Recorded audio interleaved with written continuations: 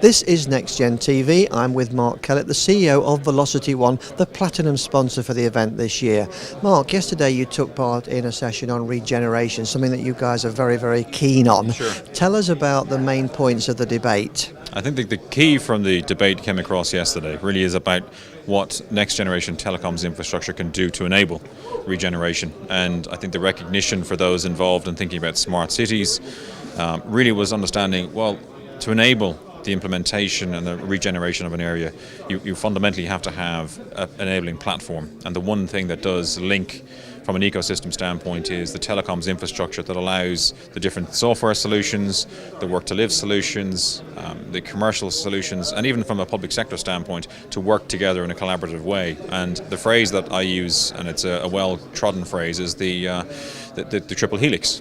And I think that was part of the debate yesterday, is trying to get across to people is that, you know, having a platform in its own right does nothing. It's about having the engagement of public sector, industry and academia to drive forward a particular agenda and initiative. And I think regeneration is not just about telecoms infrastructure. That's critical to make it happen, but it's about a broader engagement of society. I think that was a key thing to come out of yesterday's discussion.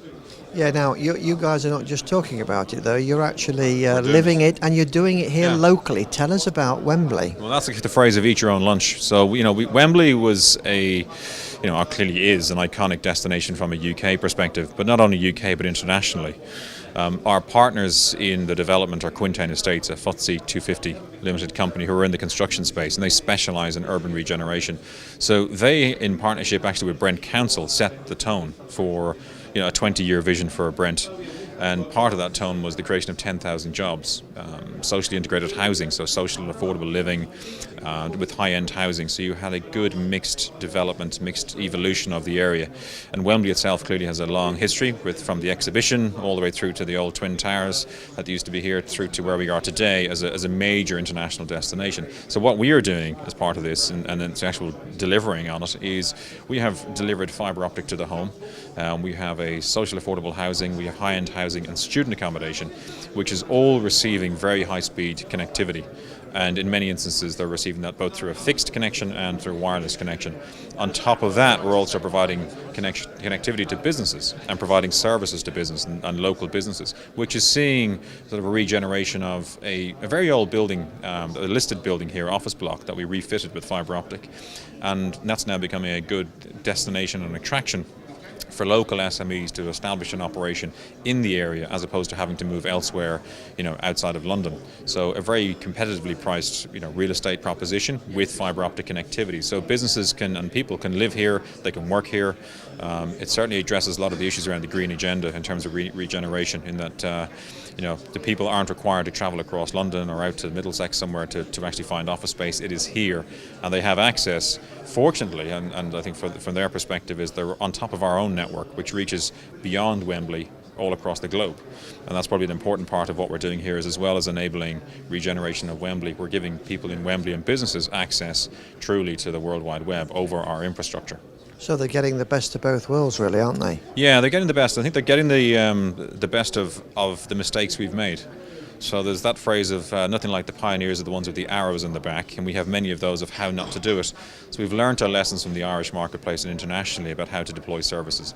And so taking those lessons, you're bringing really an exemplar deployment of next generation technology to the Wembley area and beyond in the UK. So residents here, both business and consumers, are able to benefit from lower cost of telecoms, faster telecoms, and more reliable telecoms infrastructure.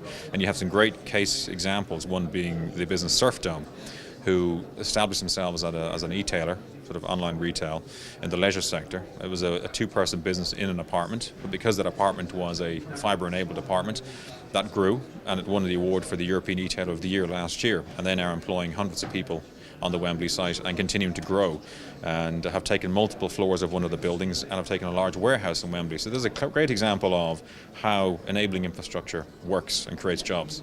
Fantastic. Now, you just touched on experience, having learnt in the past. You're here as Velocity1, but obviously you have much more of a heritage and a longer connection back to NextGen. Just explain that for our viewers. Yeah, and previously we would have been, and I would have been you would have talked to me as Magnet Networks, but that in itself is part of a larger international international telecoms organization. It's backed by a US investment firm who own a number of telecoms assets around the world, including subsea cables across the Atlantic and cables going into Asia Pacific. So, we are a business established now over 8 years in the Irish marketplace, and primarily on the basis of providing high-speed connectivity and services to the business and consumer. But we, through our sister companies, are able to reach as far as China, into South America, into Africa, into Europe. So it does give us a significant advantage in terms of the ability to reach and bring traffic from around the world to the UK and from the UK overseas.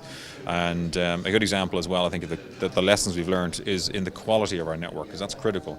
And for the 7th month in a row, we've ranked number 1 in the Netflix Global ISP rankings. So, when you're looking at other organizations in the telecom sector, we're all very good at beating our own drum about how great we are, but when you have a third party measuring you, it's a good benchmark, and we've consistently ranked number 1 in those Netflix rankings, which is a great testament to the quality of the network that we have. So, from that standpoint, our customers, both consumers and businesses, can benefit from that great connectivity.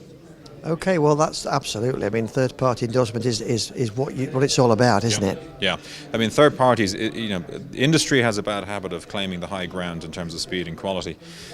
All industry does it. Whether the guys in coax will claim high speeds, people tend to forget the contention ratios, etc. But when someone comes along and talks about the reality of speed and reality of quality, and they are an independent body, that's a great, should we say, use case or great reference point for us to talk to our own customers about as well. Particularly for a smaller organization, when you're competing with the big players such as Sky and BT, is you have credibility when you're talking to the community about what we can do, and I think particularly how flexible we can be as well in designing and learning from the network as the network evolves moving forward. So the certainty is the one thing that change is the only constant, and we will continue to change and evolve with a great network as we grow. Great. Okay. Well, thanks for bringing us up to date. Thank you. Good talking to you.